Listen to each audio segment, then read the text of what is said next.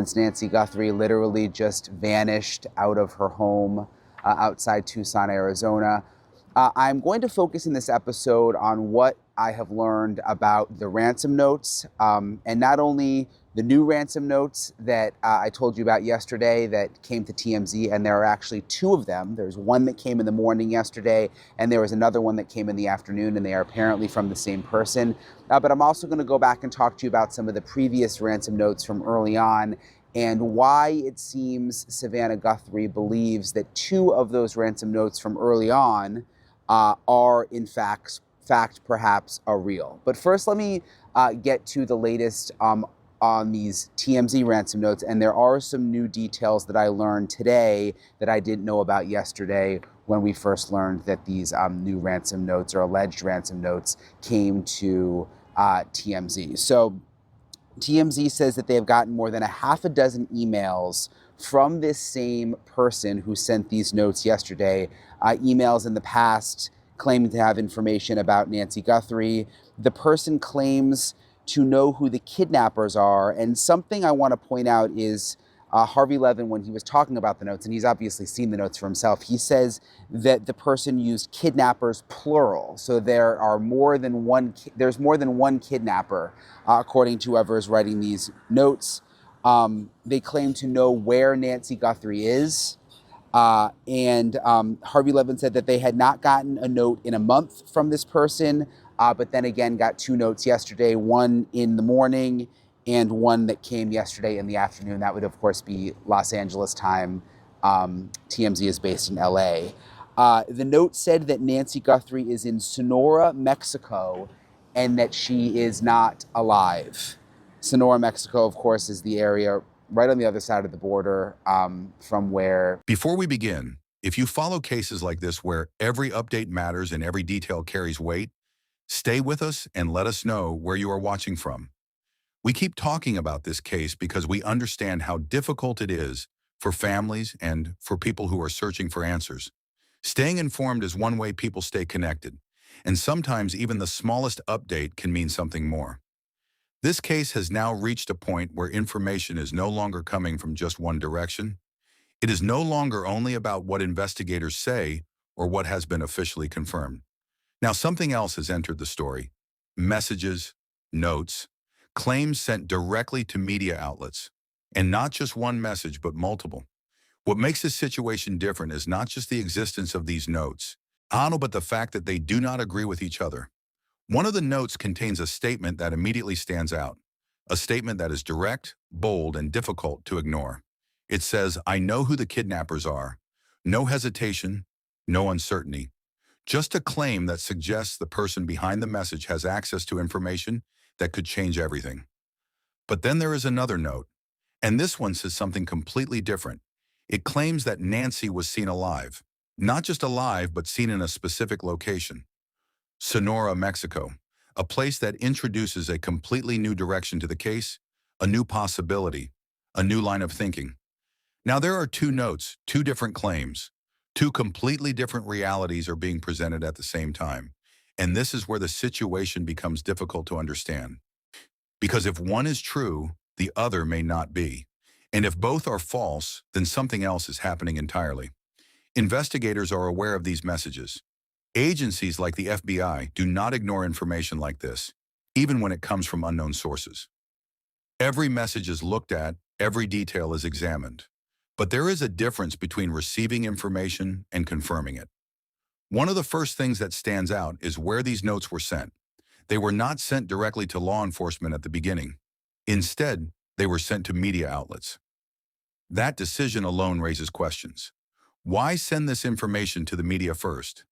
Why not go directly to the investigators if the goal is to help? There are different ways to interpret that. It could be someone seeking attention. It could be someone trying to force the story into public view.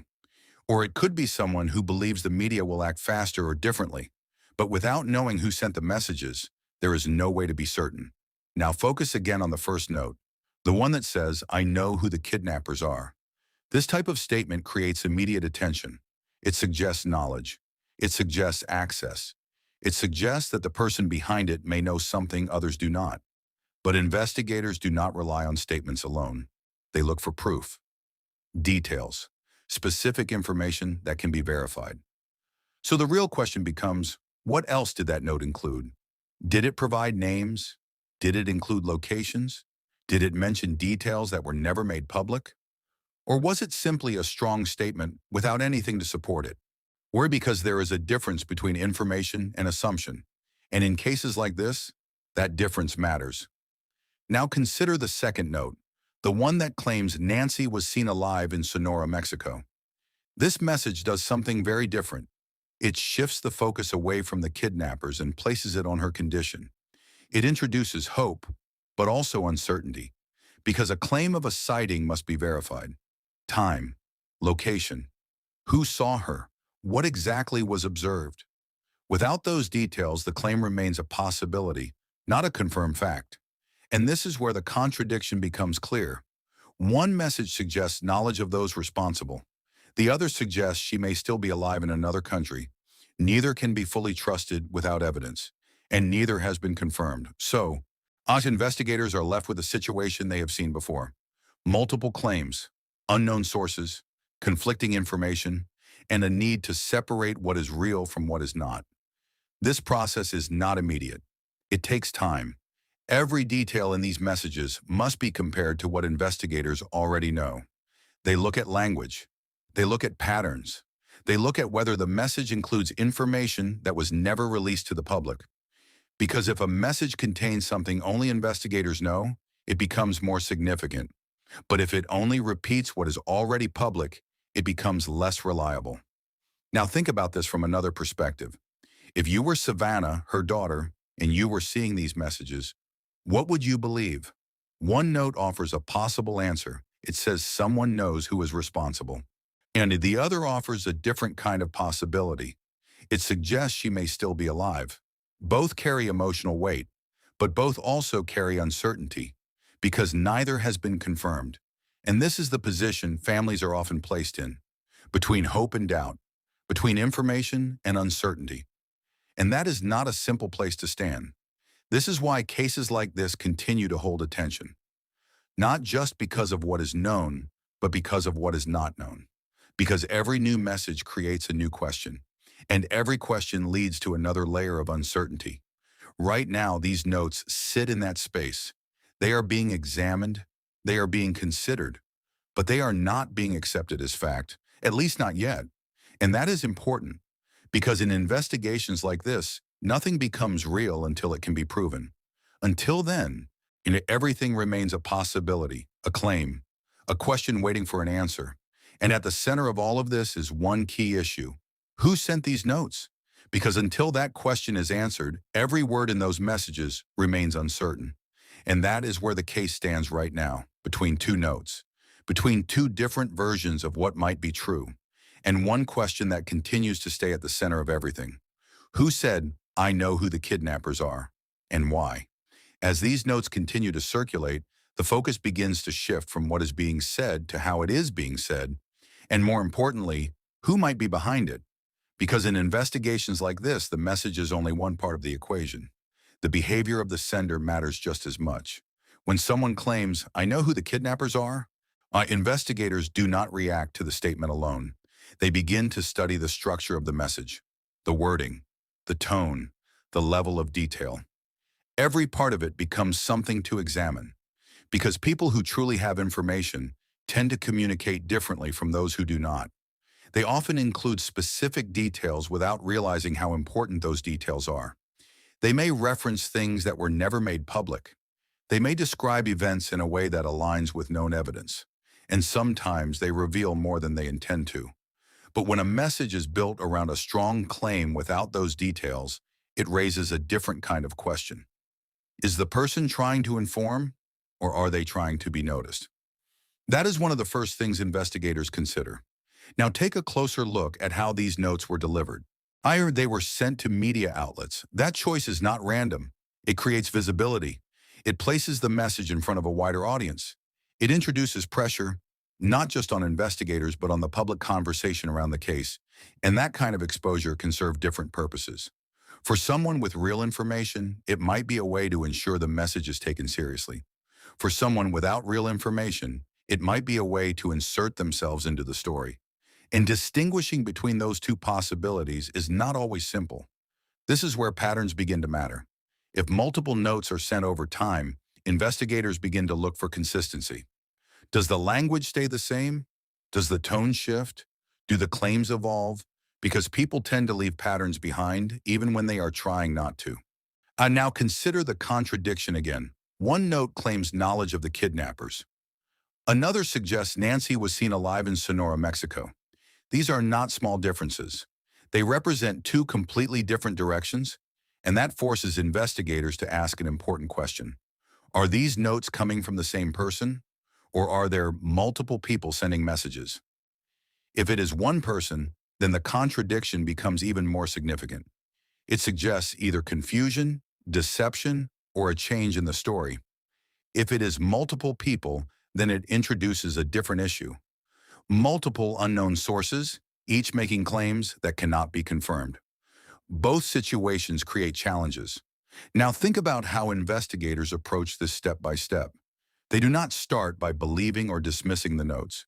They start by testing them. They compare the claims to known timelines. They look at whether the details match locations that are already part of the investigation. They analyze the way the message was sent, email traces, timing, frequency. Every technical detail becomes part of the process. Because sometimes the most important information is not in the message itself, but in how the message was delivered. Now return to the second note, the one that claims Nancy was seen alive in Sonora, Mexico. This kind of claim requires a different type of verification. It is not just about the message, it is about the location.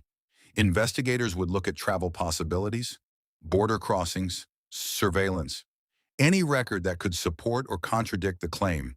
Because a sighting is not enough on its own. It has to be supported. And if there is no supporting evidence, it makes the claim becomes weaker. But it is still not ignored, because even unlikely information must be checked. Now consider how these two notes affect the overall direction of the case. They introduce new possibilities, but they also create noise. And in an investigation, noise can be just as challenging as silence, because it can lead attention away from verified facts. It can create multiple directions at once, and it can slow down the process of reaching clear conclusions. That is why investigators remain cautious. They do not move based on a single message. They move based on patterns, confirmed details, connections that can be proven. Until then, everything else remains secondary. Now bring this back to the central question. Which note, if any, holds more weight? The one who claims knowledge of the kidnappers, or the one that suggests she is alive?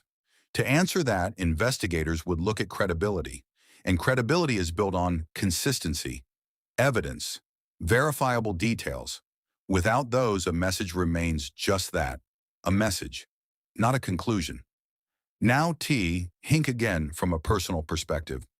If you were Savannah, her daughter, reading these notes, what would you hold on to? The idea that someone knows who is responsible, or the possibility that she is still alive.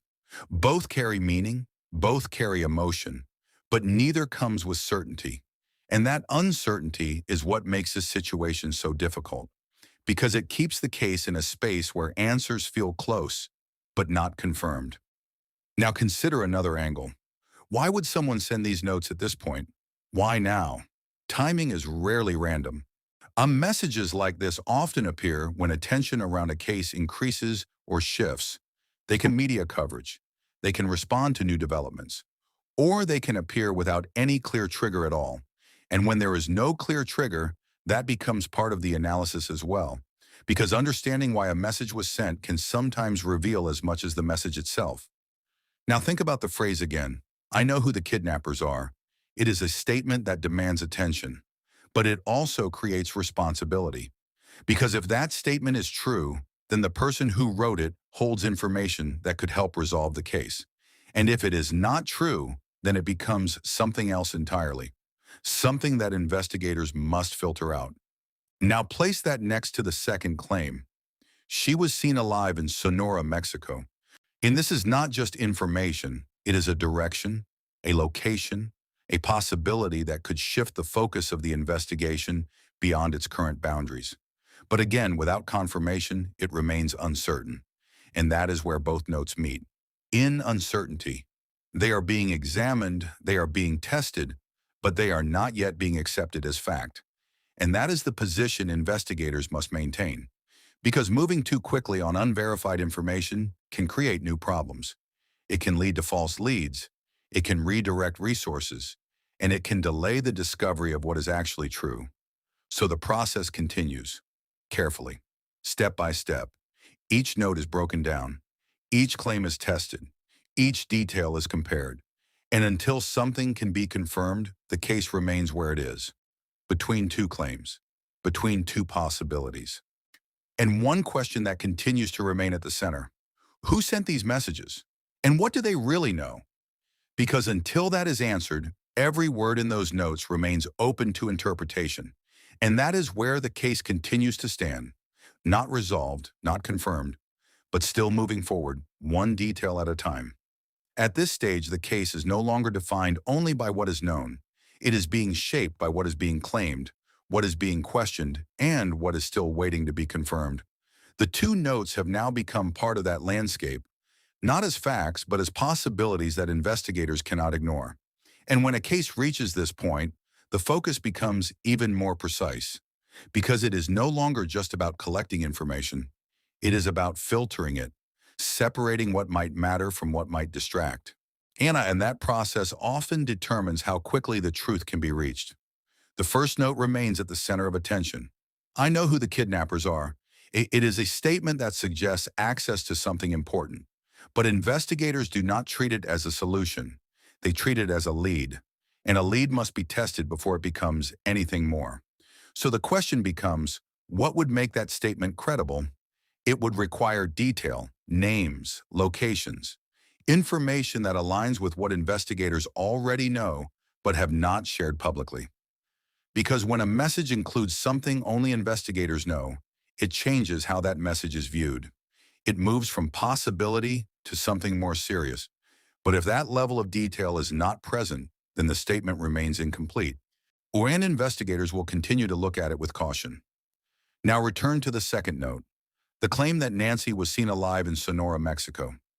This type of message introduces a different kind of pressure because it suggests time, movement, an ongoing situation.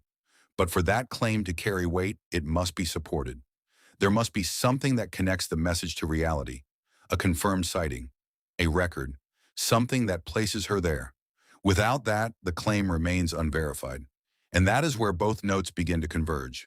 They are both strong in what they say, but limited in what they prove. And that is why investigators cannot move forward based on them alone. Now consider what happens next in a situation like this. Investigators begin to narrow their focus. They do not treat every message equally.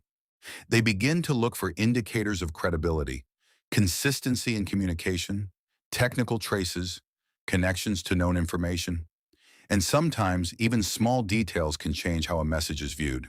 A phrase, a specific word choice, a reference that does not appear important at first, all of these can become part of a larger picture. And sometimes that picture only becomes clear after multiple messages are compared. Now think about the possibility that both notes came from the same person.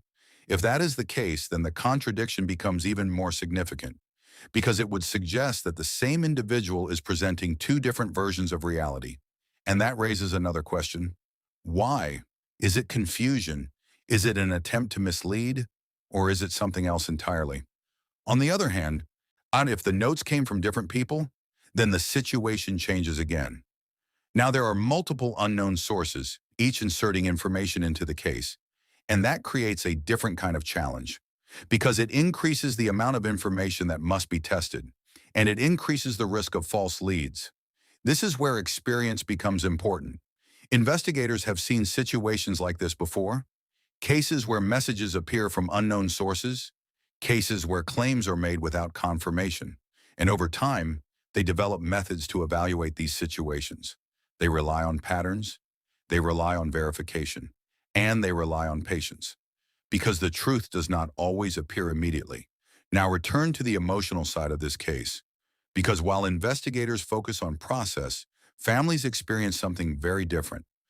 They are not just analyzing information, they are living with it. Every new message becomes something they have to process, something they have to consider, something they have to question.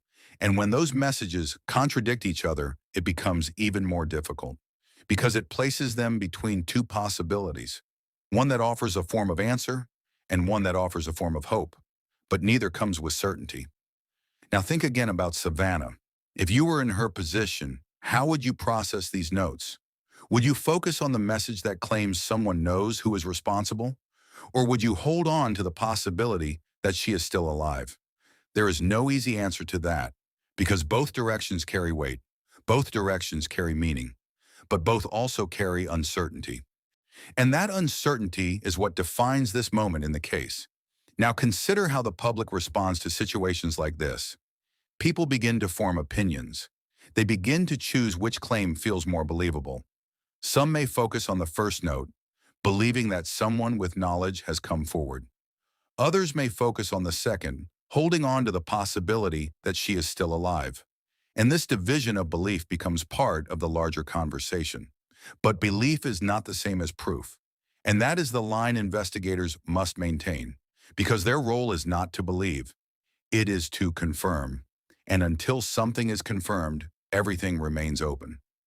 Now bring everything back to the central question. Who said, "I know who the kidnappers are"? Because that question is not just about identity, it is about credibility. And it is about whether that voice can be trusted. And until that is answered, the statement itself remains incomplete. Now place that next to the second claim. She was seen alive in Sonora, Mexico. Again, a statement that carries weight. But without confirmation, it remains uncertain. And this is where the case continues to stand.